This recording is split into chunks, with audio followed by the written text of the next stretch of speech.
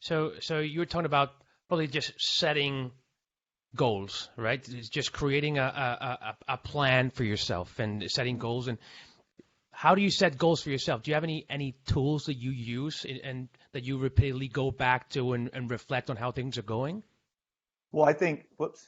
I think one, so I was talking to my daughter this morning, right? So her and I, we work out in the garage every morning.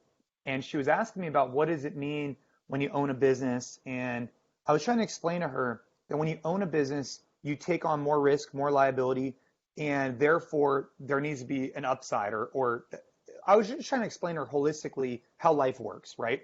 She Mm-hmm. wants to be a doctor. I said, hey, if you want to be a doctor, you have to put in all this work to get to that point. And then once you become a doctor, you have a lot of responsibility, but with that responsibility and all that hard work you put in, you get compensated financially for it. I was trying to explain that to her. To a 9-year-old, it's kind of tough.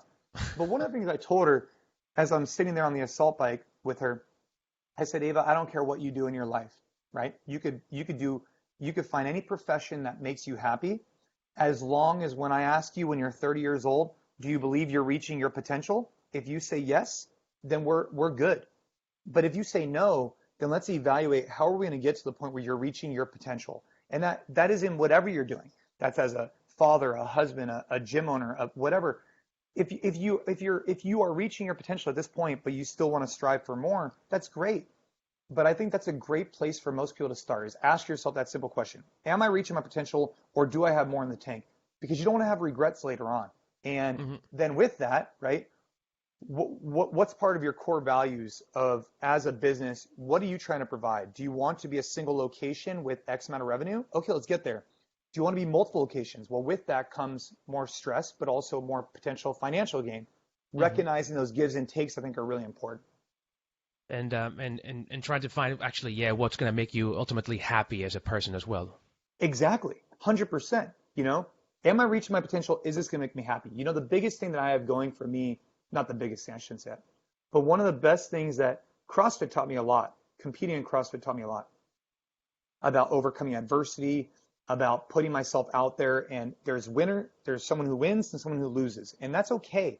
It's okay to put yourself out there through competition because that's ultimately the way that you could grow as a person. But what it also taught me was that when I was done, I asked myself a question. I said, did I reach my potential in the sport of CrossFit? And I got out of the sport of CrossFit, not necessarily, I don't want to say by choice, that's not fair, but life happened and I needed to make a decision to stop competing.